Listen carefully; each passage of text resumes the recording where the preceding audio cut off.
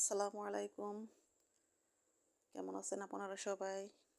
আশা করি আল্লাহর অশেষ রহমতে ভালোই আছেন। আমিও আপনাদের দোয়ায় আল্লাহর রহমতে অনেক ভালো আছি। শুভ সকাল। সকালে উঠেছি, দেখুন আমার কাছে কি সুন্দর ফুল ফুটেছে। আবার বাজারও চলে এসেছে। ঘরের কাজগুলো সারতে সারতে আমার বাজারও চলে এসেছে। তো বাজার থেকে বড় একটা মাছ, কলমি শাক, তারপর হচ্ছে পটল, করলা, গোলালু, চিনালু সবজিগুলো এনেছে। তো আমি রান্না করব দুপুরে। তো আজকে আর মাছ মাংস কিছুই রান্না করব না। প্রতিদিন মাছ মাংস ভালো লাগে না। আজকে রান্না করব পাঁচমিশালি সবজি রান্না আর হচ্ছে কলমি শাক ভাজি।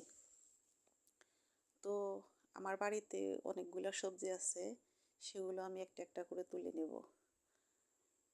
তো সব রান্নার প্রস্তুতি নিতেছি, তার জন্য চলে যাচ্ছি বাহিরে আমার সবজিগুলো আনার জন্য।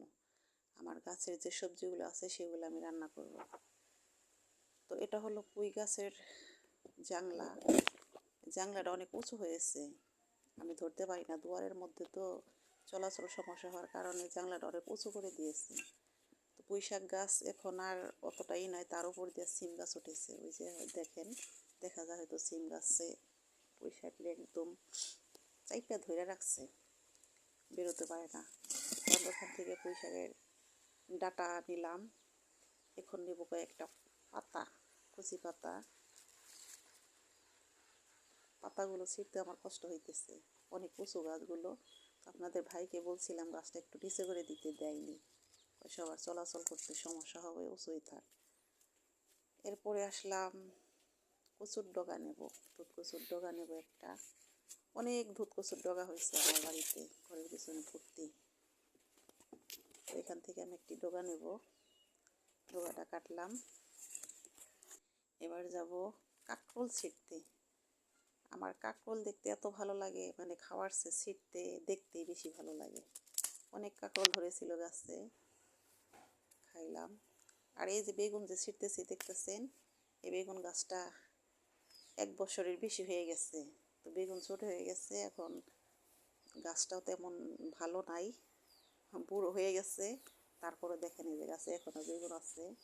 তো ভাবতেছি গাছগুলো উঠিয়ে ফেলে আবার নতুন করে গাছ লাগানোর চেষ্টা করতেছি। তো গাছ যখন লাগাই আপনাদেরকে বলবো, দেখাবো, শেয়ার করব। এই দেখেন ধনেপাতা গাছ, অনেক ধনেপাতা ছিল, বৃষ্টির কারণে অনেক নষ্ট হয়ে গেছে, এখনও আছে।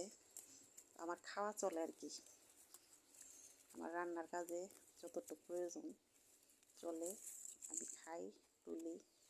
খাবার সে তুলতেই ভালো লাগে। আর এই যে মরিচ গাছ দেখেন, অনেক মরিচ ধরেছে গাছে, অনেক দিন ধরে খাইতেছি। কালো মরিচ যেটাকে বলে, কালো মরিচে কিন্তু ঝাল অনেক বেশি।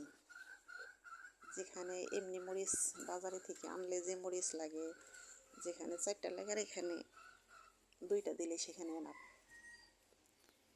মরিচগুলো ছিললাম, এগুলো দিয়ে আমি আজকে পাঁচমিশালি সবজি রান্না করব। তো বন্ধুরা, আমি রান্নাটা সেভাবে আপনাদের সাথে শেয়ার করতে পারতেছি না, তো করব ভালোভাবে রান্না করে দেখানোর জন্য। আমি রান্নাটা ওভাবে প্রসেসিং করে এখানে দেখাইতেছি না। তো আমি সবজিগুলো কাটতেছি, চুলোতে ভাত বসিয়ে দিয়েছি। আমাদের গ্রামের বাড়ির রান্না বান্না লাকড়ি দিয়ে রান্না করতে হয়, রান্নাটা করতে অনেকটা কষ্ট হয় অনেক সময়।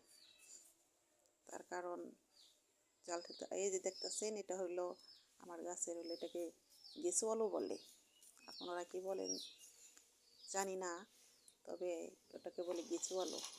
গাছের উপর উঠিয়ে দিতে হয়, ছোট ছোট, খেতে বেশ মজা।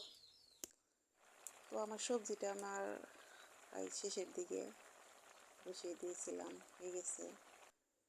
তো সবজিটা আমি 5 ফোড়ন দিয়ে বাগার দিয়েছি, নামিয়ে ফেলে।